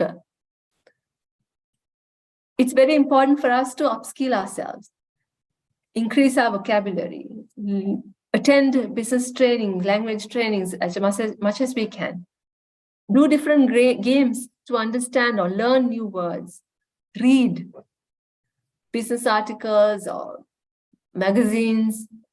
Be in that newsworthy world and understand what is going on. Learn the new business concepts or new business words and practice. Get into that learning laboratory that you have and practice as much as you can, which will help you to speak confidently when it comes to the next session that you have. That's all that I have for today. And I thank you for listening to me. Back to you, Nalin. Thank you, Sherin, and thanks a lot. And it was quite comprehensive, and I think that would have definitely been open eyes for many of the young professionals here, and we have a diversified group of professionals. And Sherin, are you okay to stay for a while, just for a Q&A session? At the same time, Sanjay, we can share our attendance sheets as well right now in both Zoom platform as well as in the chat box of the live streaming. Ladies and gentlemen, now we have concluded the core session of negotiation skills and the language skills of business development and project management by Sherin Fernando. And if you have any questions, please raise your hands. We can give you an opportunity for you to ask your questions straight away, or else you can use a chat box to ask your questions. And please don't use the chat box to say thank you and appreciate, because it could be congested otherwise. We have the attendance sheet right now in the chat box, so please mark it. That's number one. And please use the chat box if you have any questions only. Otherwise, please refrain from using the chat box. Thank you very much. And Sherin, I have many questions, and I have come across many occasions with negotiations and tough negotiations. And let me start with one basic issue I believe that many of the people have. And sometimes once you have a tough person to handle, like for example, there are some business tycoons. Say for example, I may not mention the names of Sri Lankan. Say for example, in Indian context, if it is Adani Group head or somebody from as a big shot, they're considered to be a big shot. How you tackle and what would be the best approach? Like if you have a business deal or a work, to present him and get it justified and get some opportunity through his business. And if he's a big shot, so how you approach, like it looks like an underdog for us, and how you manage. Before that, Sherin, again, let me tell you that මේ chat box එකේ වෙන දේවල් type කරන්න එපා කරුණා කරලා. ප්‍රශ්නයක් තියෙනවා විතර ප්‍රශ්නයක් තියෙනවා නම් ඉදිරිපත් කරන්න type කරන්න. සහ ඔබට වෙන ප්‍රශ්නයක් අහන්න තියෙනවා නම් ඒකට hand raise option එක පාවිච්චි කරන්න. අපි කතා කරන මේ Zoom platform එකම තියෙන නම ලියන්න, thank you කියලා ලියන්න, මේ වගේ දේවල් කරන්න එපා. attendance mark කරන්න තියෙන එකම ක්‍රමය Google form එක click කරන්න. click කරාට පස්සේ ඒක පුරවන්න ආරම්භ ටිකක් තියෙනවා. ඒ කියන්නේ අතරම මම දැන් pop-up මේ තුනයි තියෙන ඔබට field තුනයි fill කරන්න තියෙන්නේ. ඒක fill කරන එක විතරක් කරන්න chat box එක වෙනත් විදිහකට use කරන්න එපා. ප්‍රශ්නයක් නැත්නම් ඔබට කරුණා කරලා අපි දන්නවා ඔබ appreciate කරනවා කියලා අපේ work එක. thank you සහ messages දාන්න එපා. හැමෝත් හරි අමාරුයි chat box එක අර attendance හොයාගන්න. හුඟක් කට්ටිය කලිනුත් request කරා chat box එක clean තියන්න කියලා. ඒකට attendance sheet එක හොයාගන්න අමාරුනවා කියලා. Again, please don't use the chat box. In fact, misuse the chat box and don't say thank you and don't put your names. We know that you are thankful to us and we highly appreciate. Please use the chat box only if and only if you have a question to mark, and otherwise just keep it clean, because we have put our attendance sheet where everybody should access and have to mark your attendance if you're willing to take the certificate. Sherin, going back to that question, how you tackle these big shots in particular when it comes to negotiation, maybe the very first time you meet that tycoon or a business personality. Yes, Nalin, I think no shot is a big shot and everybody is equal. So it's another human being that we are going to meet, not a dinosaur or a tiger or a different species. It's a human being. So I personally know that I'll be very nervous, but if I have that right preparation, I think I would be able to fulfill it. If I am prepared as to what I'm going to do or what I'm going to say and what's going to come from them, if I know the background of the context that I'm going to talk about, if I have done my research right, and if I'm confident of what I have in my hand to present, I think we would be able to tackle anyone. Of course, yes, we'll be nervous, and that's why we need the practice of doing such things before. So maybe before going into the session, I would be able to have all my questions and all my facts and details ready and go through it with my friends or with a close colleague who would be able to give that evaluation for me, so that I'll be able to understand as to what should be changed. If this comes, how am I going to change it? So if I go with that preparation, I think I would be able to handle anyone. So that's the thing, that's the key, I think, that we can do, because we wouldn't know what the other party will come up with, the points that they would bring. But if we are not stressed, and if we can listen carefully and think on the spot at that time, we would be able to come up with the points, or we would be able to discuss further. So it's another human being. So that's how we have to think of. Yeah. It's just that person must be having a lot of experience or a lot of money, a lot of power, but still it's another human being. So if I am prepared, I am confident of what I'm going to present, what I'm going to do, and I'll be able to think carefully, not be in that stress situation, be alert and read through, and then would be able to answer, then I think it's not a difficult task. Yeah, I think, Sherin, that's on the spot, like, because I personally have that experience, and assuming that he's a big shot, but as you may well mention, that if you're prepared and we have the good points and at the same time something to say, like if that person is convinced that, okay, this guy has something to listen, definitely they will listen and they know the values of. At the same time, if you're not wasting their time, and if they can understand that, okay, we are not wasting their time and we are giving something important, they would definitely take it positively. Yeah. If I add some more, Nalin, if we know what is my unique selling proposition is, yes, what is my uniqueness, what am I going to present, and what are they looking for, then it's easy for us to meet in that middle. So we are not going to waste their time. They're not going to think in that way if they see some value in our side. So it is my duty to showcase that value because they're not mind readers. I need to tell that. I need to showcase that.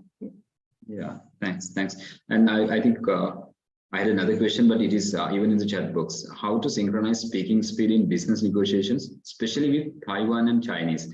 I think it's quite common, like if it is not a native English speaker, or if it is from a different accent, or from maybe from Arabic, or maybe from Chinese and the other parts of the world. So maybe they have some difficulties even understanding language, and even they might find our language is quite fast. So what's your point of managing? Because I have few experience with the Japanese, I will share after that. And what's your opinion as your expert opinion? I think it's the listening skill and how patient we are with the other party.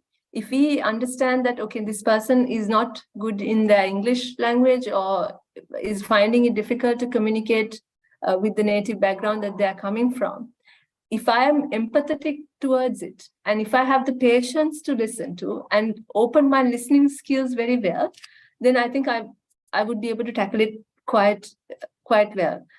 It will be difficult at the beginning, or it will be difficult, but once you open that listening skills and take that pace slowly and try to understand, it will not be a difficult, it will not be a hard task.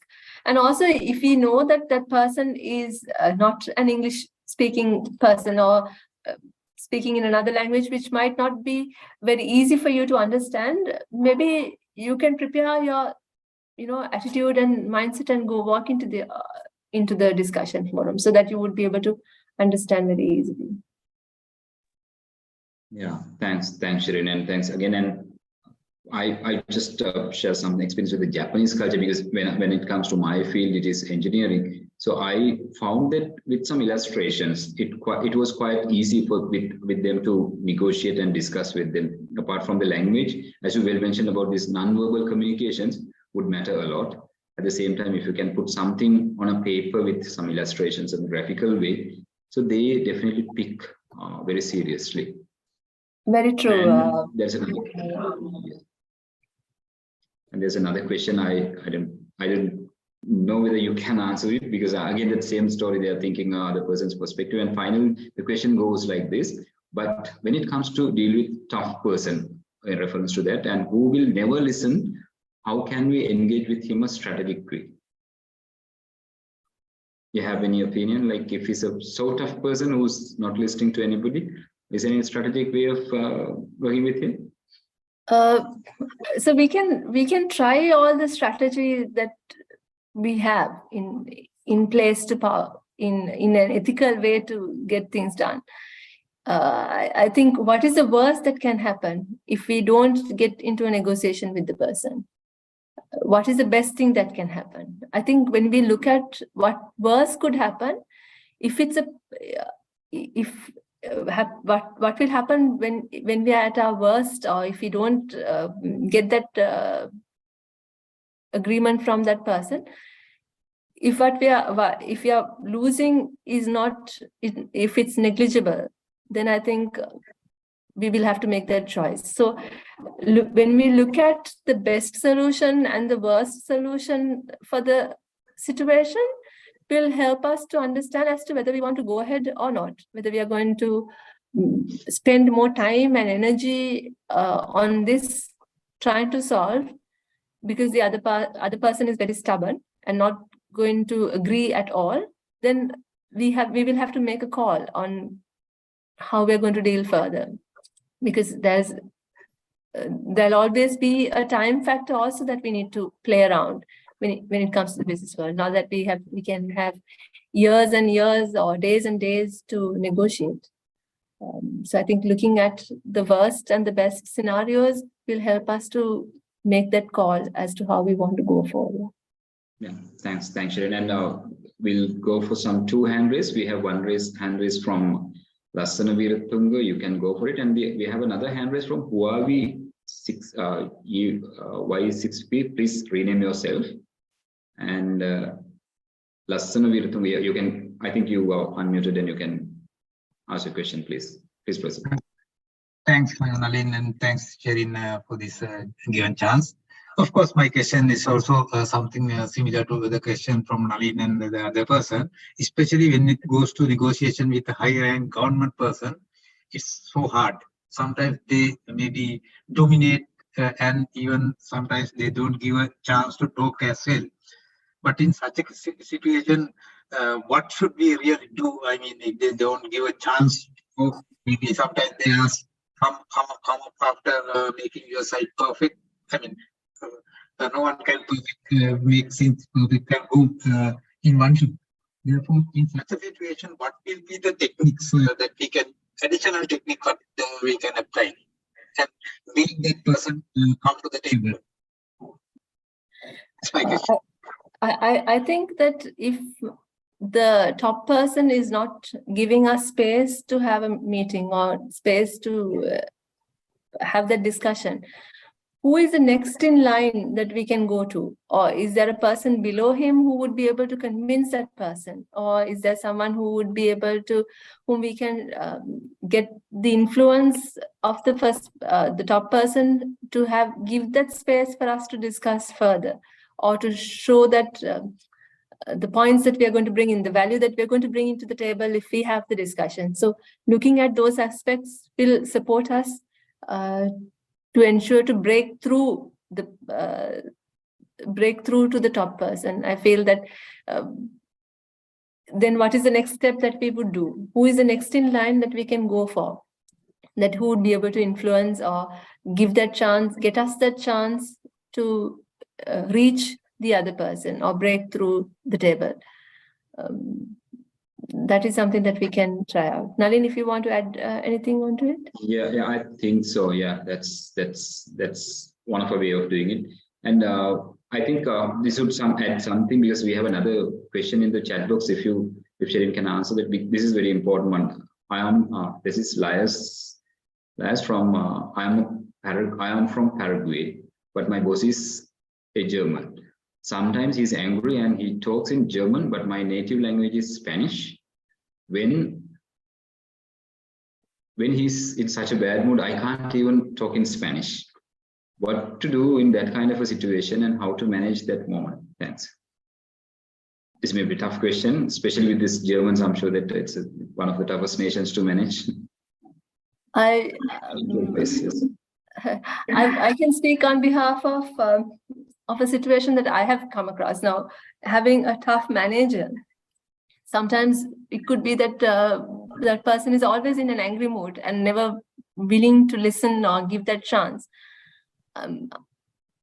I feel that it's understanding the background that they're coming from and having that empathetic eye, being empathetic towards them to understand the situation and also to find that best situation. Now, what is the moment that would be best for me to go and have a discussion? What is the time that, what are the times that he would be angry and what are the times he's not angry? So to understanding that concept would help.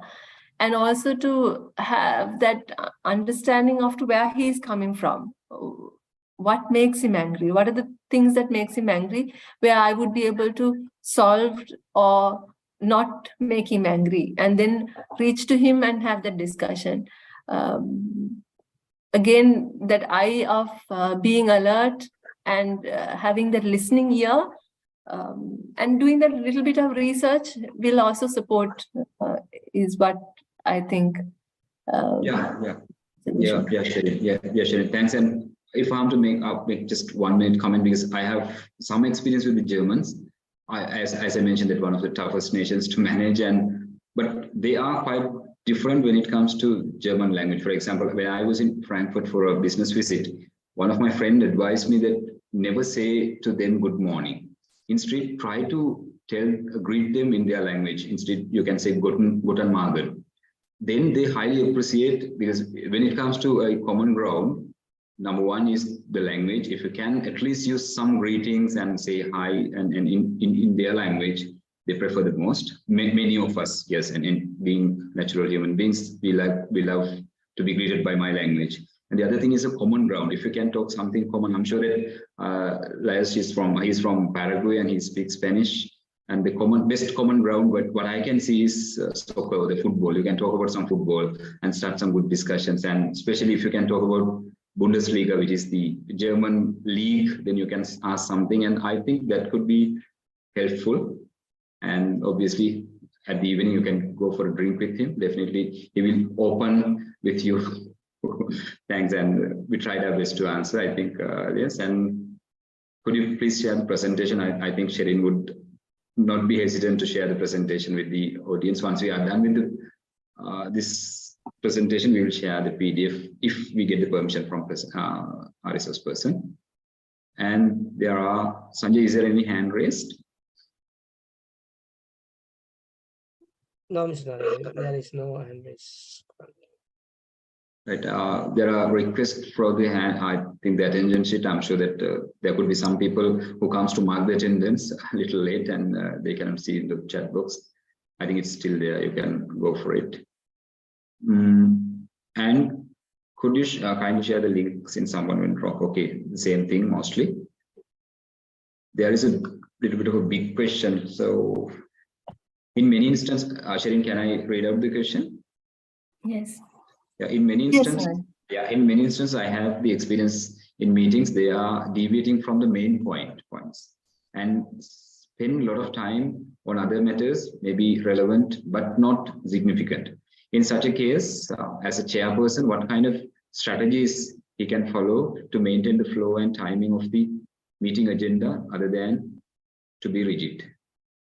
I think it's a good question. I think having the meeting agenda shared prior to the meeting and ensuring that everybody's within the time is very important. So if somebody is going over the time that is given to the person, maybe some alert has to be made as the facilitator or the person handling the meeting. I would be able to say, okay, if you have finished present your comments, let's move on. Or if someone's discussing some other matter within the discussion forum without adding value to what we have come for, then you can say things like getting back to the discussion or getting back on point, or things like that, and then bring them back onto the meeting discussion, because time is value, time is money for everyone, and it's very important that the meeting starts on time and finishes on time, and at the end of the day there is something productive that is done within the time that is spent as well. So I think the person handling the meeting has an ownership of bringing everyone back on page if somebody is deviating, and even every participant who attends a meeting has that ownership as well. It's their responsibility as well to ensure that they only utilize the amount of time that is given. So I think practice will support you when it comes to ensuring that you are within time. That is.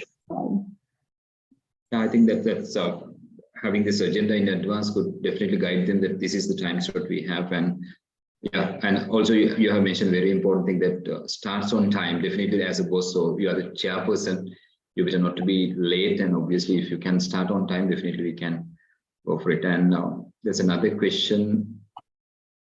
Again, quite a controversial question. What is the most helpful book that you ever have read about the negotiation skills? Have you read any books, Sherin, about the negotiation skills? So I have this book with me. I don't know whether it's visible to you right now. Yeah. So it's best-selling series of 10 Minutes Guide to Negotiation. This is lent to me by DTM Lamir, Safraz Lamir. I think 10 minutes. A chapter is 10 minutes in that, so which gives you that quick idea as to how we should attend a negotiation and what we need to be ready with when you're entering a negotiation. So I find that book very interesting and easy to read through with our busy schedules. Okay, and Sherin, I would love if you can share the screenshot of that the book, then I can share within the WhatsApp groups of everybody. Thank you. Thank you very much. And finally, Sevandi has a question of when it comes to negotiation, my boss always say that I am arguing with him, but I tell him that I'm not arguing, try to explain. Is there any way to get rid of this misunderstanding of arguing while having discussions? I think it's the tone of your voice, and it could be the words that you use as well. So maybe you can have a different, like when you're speaking, your speaking tone, maybe it's like an arguing tone that you would use. You might be raising your voice or having that screaming voice when you're presenting your facts and figures. So maybe if you take a step back and think about it and try to control that voice, vary your voice a little bit, that might help you. And also the word selection, the choice of words. Is it the right, inclusive, appropriate language that I'm using is something I feel that can be thought about. Yeah, because once I could remember that one of my boss very recently told me that when I was having other discussions, not in a business forum, but he said that before you move into other negotiation, because I was planning to build some businesses, he said that, okay, just assume that you are talking to the webcam and record one of a small sort of dialogues and you are trying to make it, then see where you can improve before going that those rehearsals I think would definitely be helpful. And say when you can just give a try in front of the webcam, just record yourself a little bit, about 1 or 2 minutes, then see that where you can improve.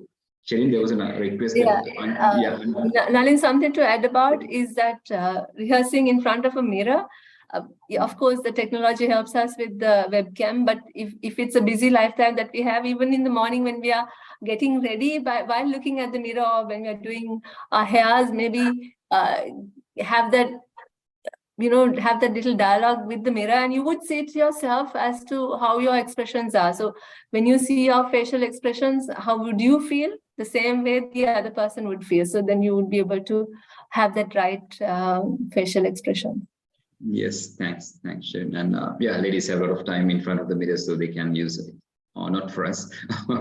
Thanks, Sherin. There's another request, like until we share this book, the screenshot, there's a request that please raise the book again. So shall we show them, because even the YouTube link, they can see it.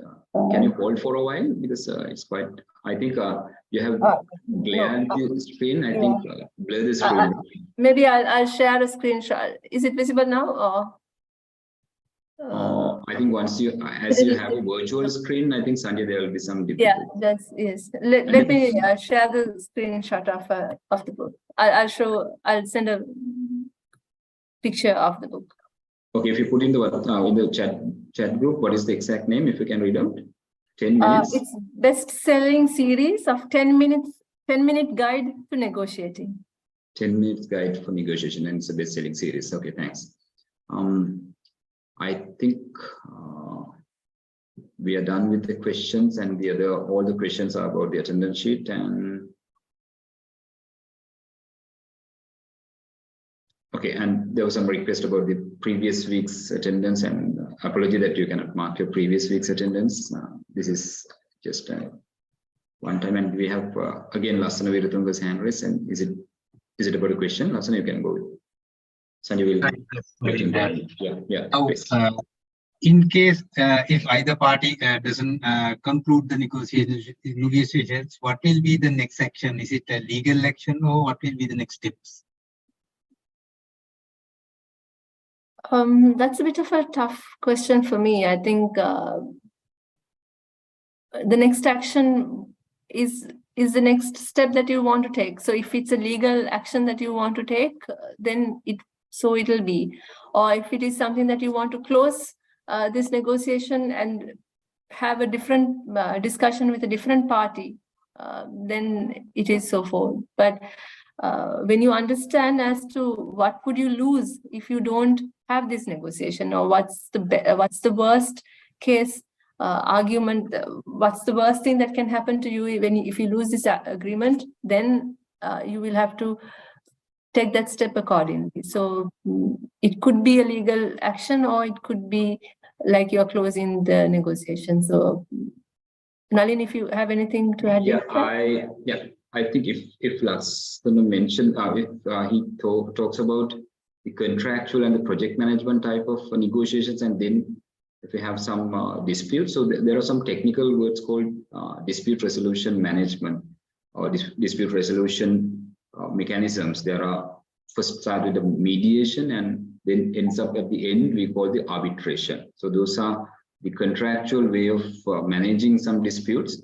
So that is applicable for projects and project management, and those are quite costly. And if it is an arbitration, if I can say that this is the final arbitration, means it's like a legal process where you have to consult arbitrators from both parties. At the same time, the two arbitrators assign another arbitrator as a third party. So totally the panel of three arbitrators take the decision. And when it comes to international arbitration, that could be another complex situation. Like if you have a client of China and the Sri Lankan client, so they have to go for international laws, and there are some contract law mentioned there that what are the arbitration law to be considered and what's the applicable law and where the arbitration happens. For example, in that type of international arbitration, you have to go to, sometimes it depends on the contract, it's mentioned the Singapore or Dubai as the arbitration place. So those are quite complex situation, and again costly. At the same time, that has a lot of negative repercussions for your company once you have these arbitration records, which means you're not a good negotiator.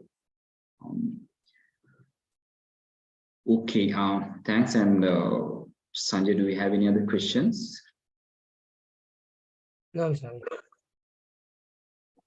Okay, and Sherin, I need you to talk a little bit about this, especially about these language skills and negotiation skills for these younger professionals. There are still over 200 listening to us, and can you give and conclude as well, making your final remarks to, especially at these tough situations and people get tempered and people feel that it's bleak in the future and they are frustrated. So what's your messages to these, especially the younger generation, of maybe about the future, as well as to career, as well as maybe about their personal lives as well? Because see, to be honest with you, we can see lots of divorce cases, and there are lots of disputes in the society. So how you give as a final remarks to particularly to this younger generation? I think it's like the person who has the wound. So person who has an issue or a problem will only understand the pain or the difficulty that the person is going through. So if somebody is having a difficult situation or a problem that needs to be solved, that person only will feel and understand the agony that the person is going through. But the thing that I can say is that it's a life, this is life, and it's another part of life which we have to overcome. Something that if we have the practice of ensuring that we understand or have that empathetic eye on the other party or what's happening, or if we are alert and have that attentive listening for the situation, if we have that thirst of doing that research and enhancing our knowledge or enhancing our language skills, then we would be able to overcome the challenges. We have to keep trying. So even when it comes to language skills, Nalin, as I said, my English is not my mother tongue.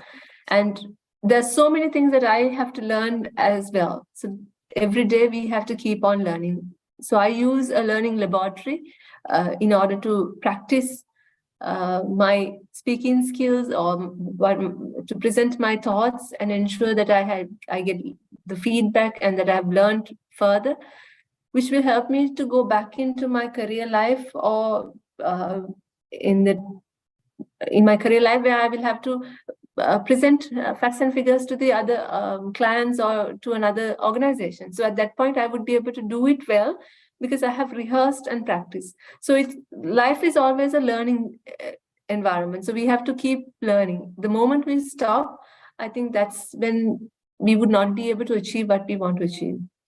So what I would like to tell everyone who is here is that age is not a barrier for you to start learning. At whatever age, you would be able to learn something new.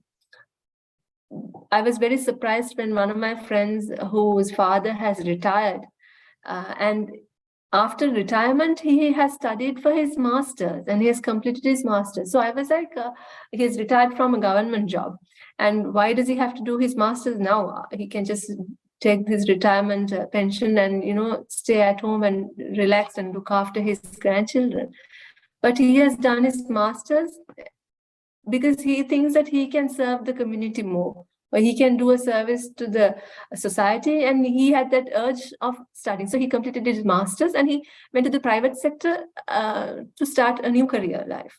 So likewise, 58 or 68 or 48 or 38 or 28 is not a time for you to stop. So every day there'll be something new for you to learn. So language, especially, unless you practice it, it will not help you to improve. So if you want to be an effective communicator, you need to keep practicing. You need to keep doing that research.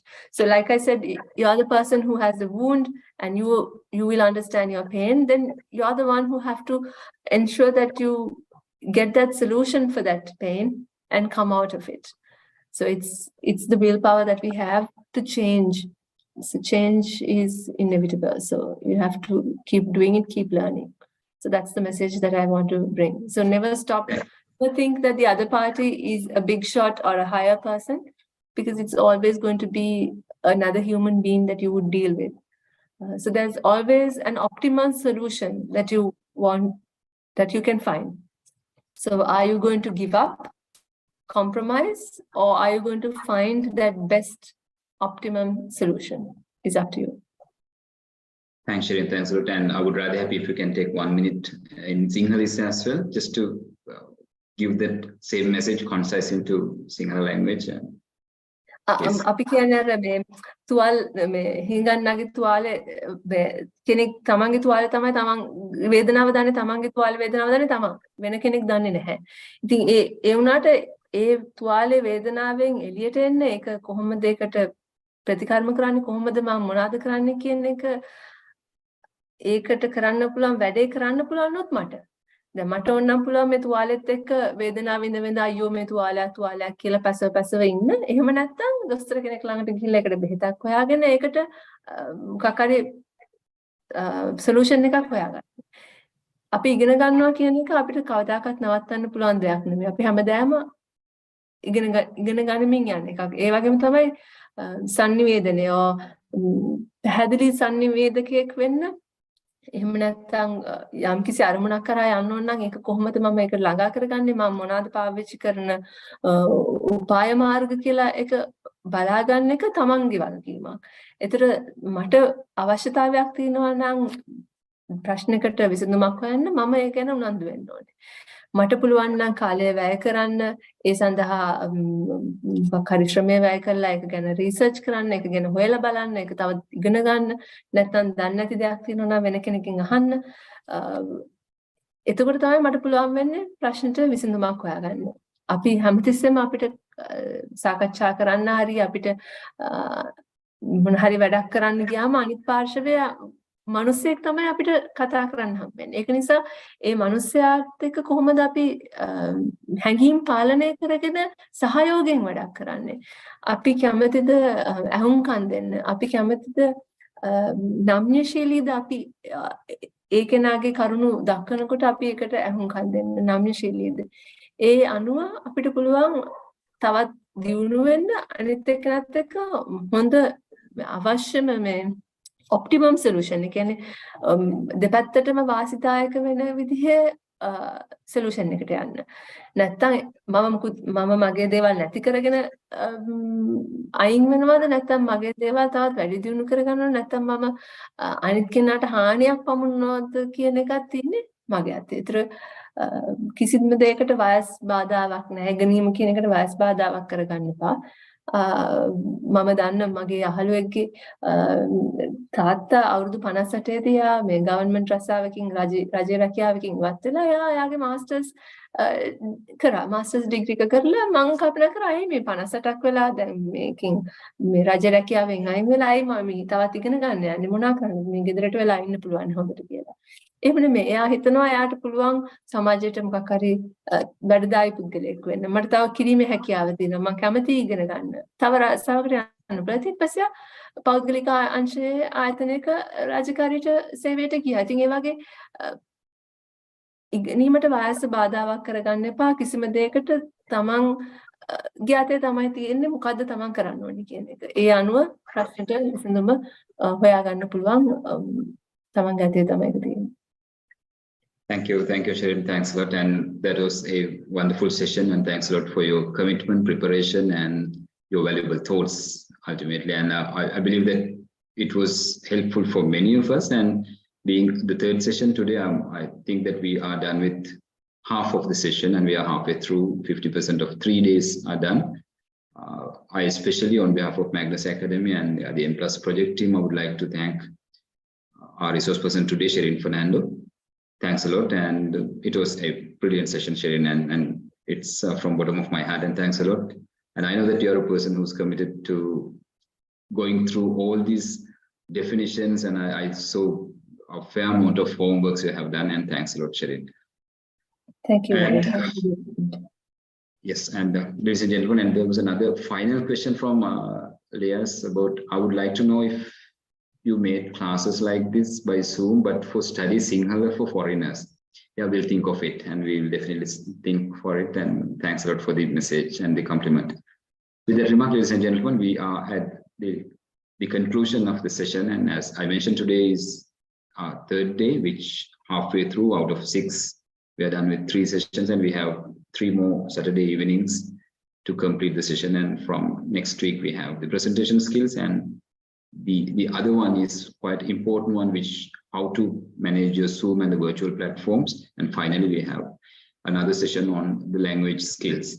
With that, we conclude the session, the whole workshop series, and let's hope for the best. And ladies and gentlemen, thank you very much staying with us, and hope you all have marked the attendance. And please be vigilant in the chat box, and instead of putting messages again and again, you can see, and you can simply scroll up and down to see the attendance link of the Google form.